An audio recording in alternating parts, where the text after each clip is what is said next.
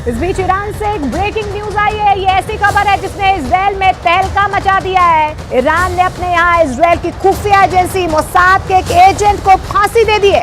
Iran ने आरोप लगाया है कि मोसाद का वो एजेंट उसकी जासूसी करके इजराइल को सारी खुफिया जानकारी पहुंचा रहा था। ईरान के सेक्शन से इजराइल से उसकी दुश्मनी और गहरी होना तय है और ईरान ने यह धमकी भी दी है कि अगर इजराइल ने गाजा पर हमले बंद नहीं किए तो बहुत बड़ा धमाका होगा। अगर ईरान ने यह धमाका कर दिया तो उसकी मचाई हुई तबाही के आगे गाजा की बर्बादी भी बौनी साबित होगी।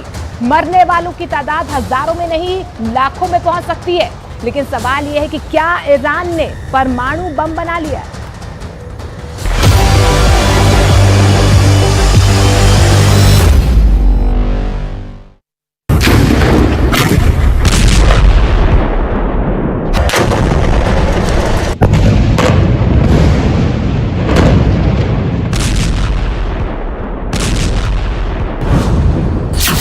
ये धमाके तो बहुत छोटे हैं, बड़ी फिल्म का छोटा सा ट्रेलर है। असली धमाका तो अब होने वाला है और धमाका करेगा ईरान।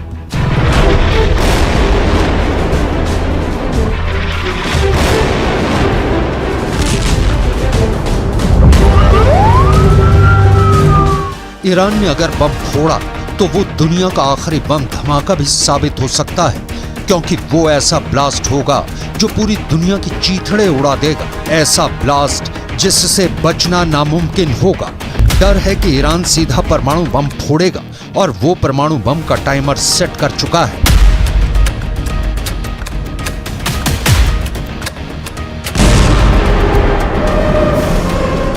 ईरान गुस्से में है, बहुत गुस्से में है। गुस्से में उसने अपने दोस्त चीन से फोन पर बात की और साफ साफ कह दिया है कि इजराइल ने गाजा में अब हद पार कर दी है। उसने ईरान के सब्र का बांध तोड़ दिया है, इसलिए अब बहुत बड़ा ब्लास्ट होगा।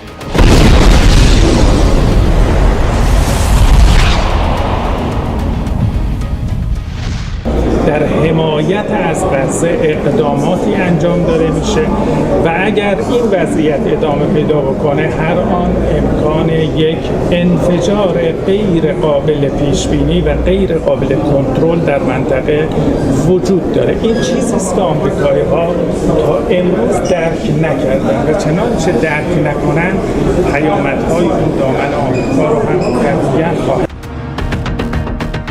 ईरान के विदेश मंत्री ने अपने बयान में धमाका शब्द का इस्तेमाल किया और पूरी दुनिया में तहलका मच गया। अमेरिका से लेकर ब्रिटेन और फ्रांस जैसे तमाम पश्चिमी देश खौफ से भर गए हैं। सब सोच में पड़े हैं कि ईरान किस धमाके की बात कर रहा है, आखिर उसके दिमाग में क्या साजिश चल रही है। डर जताया जा रहा है कि कहीं ईरान ने परमाणु बम तो नहीं बना लिया। ईरान करीब 2 दशक से चोरी छिपे परमाणु बम बना रहा है, मगर ये बात वो मानता नहीं। वो कहता है कि उसके न्यूक्लियर प्रोग्राम का हथियारों से कोई लेना देना नहीं, उसका परमाणु कार्यक्रम एकदम शांतिपूर्ण है। मगर करीब 6 साल पहले इजराइल ने बाकायदा सबूतों के आधार पर ईरान के परमाणु कार्यक्रम का भंडा फोड़ दिया था।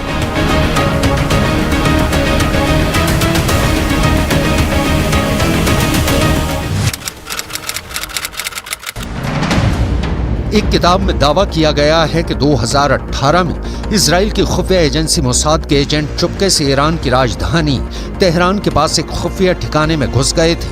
वहां उन्होंने हजारों की तादाद में ऐसे टॉप सीक्रेट फाइलें चुरा ली थी जिनमें ईरान के परमाणु बम बनाने के कार्यक्रम का पूरा कच्चा चिट्ठा था।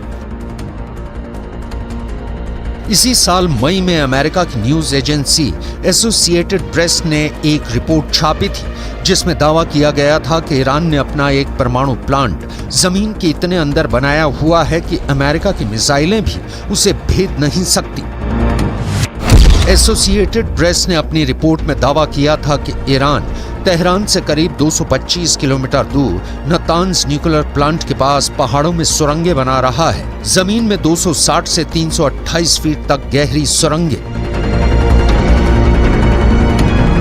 ये गहराई इतनी ज्यादा है कि माना जा रहा है कि अमेरिका के बम भी ईरान की सुरंगों का कुछ नहीं बिगाड़ सकेंगे। यूरोप के भी कई देशों की इंटेलिजेंस रिपोर्ट कहती है कि ईरान परमाणु बम बनाने के इतने करीब पहुंच चुका है कि वो बहुत जल्द अपना पहला परमाणु बम टेस्ट भी कर सकता है।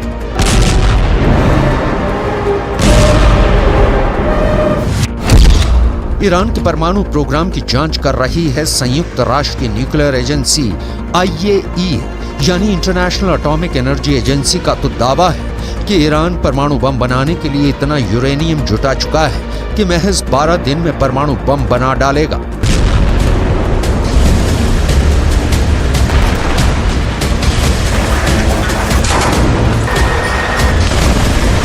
ये दावे डरावने हैं क्योंकि जब से हमास ने इजराइल में घुसकर हमला किया है तब से ईरान के न्यूक्लियर प्रोग्राम से पूरी दुनिया का ध्यान हटा हुआ है।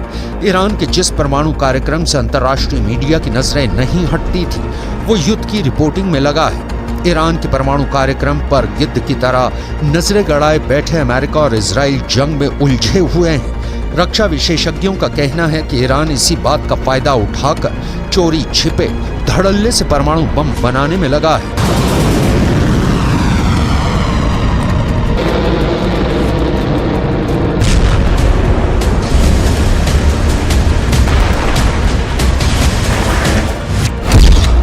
सवाल ये है कि क्या 7 अक्टूबर को हमास से इजराइल पर हमला करवाना ईरान की सोची समझी साजिश का हिस्सा था ताकि वो पश्चिमी देशों का ध्यान हमास में भटकाकर आराम से अपना परमाणु बम बना सके।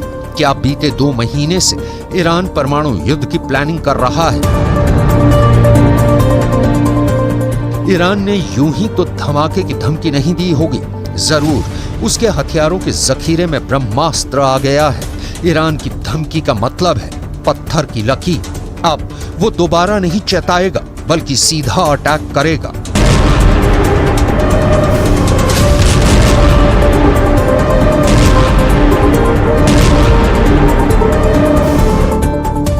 ईरान के विदेश मंत्री ने फोन पर चीन के विदेश मंत्री से यह भी कहा कि गाजा की जंग पूरे पश्चिम एशिया में फैल चुकी है। अभी तो बस लेबनान का हिजबुल्लाह और यमन के हूथी विद्रोही हमास के साथ खड़े हैं। आगे चलकर कई और देश इस जंग में कूद जाएंगे। ऐसे में अगर इजराइल ने अब भी हथियार नहीं डाले तो फिर जंगों का ऐसा विस्फोट होगा जिसमें पूरा का पूरा पश्चिम एशिया तबाह हो जाएगा। फोन पर चीन के विदेश मंत्री ने ईरान के विदेश मंत्री को समझाया कि गाजा की जंग का सिर्फ एक ही समाधान है और वो ये है कि इजराइल के साथ फिलिस्तीन के लोगों को भी उनका देश दिलाया जाए। मगर ईरान इजराइल को खत्म करने की कसम खाए बैठा है। वो पहले ही दो टूक कह चुका है कि पूरे फसाद की जड़ ही इजराइल है। इसलिए जब इजराइल नक्शे से मिटेगा तभी पूरी दुनिया में शांति आएगी।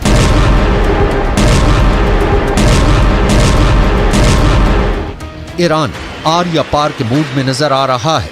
अब तक उसने इजराइल के खात्मे की बस दुआ की है, इजराइल को धमकियां दी हैं और हमास और हिजबुल्लाह से उस पर हमले करवाए हैं, मगर कभी इजराइल से जंग के मैदान में सीधे सीधे दो हाथ नहीं की।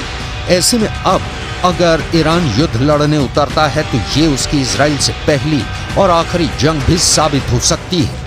ये ऐसा युद्ध हो सकता है जो ईरान या फिर इजराइल को मिट्टी में मिलाने के बाद ही खत्म होगा, क्योंकि ईरान के जंग में उतरने का मतलब होगा तीसरा विश्व युद्ध, जिसमें एक खेमा होगा अमेरिका और इजराइल का और उनके खिलाफ खड़ी होगी उनके दुश्मनों की बहुत बड़ी टीम। ऐसी टीम जिसमें ईरान तो होगा ही, उसके साथ होगा चीन और उन दोनों का दोस्त रूस भी।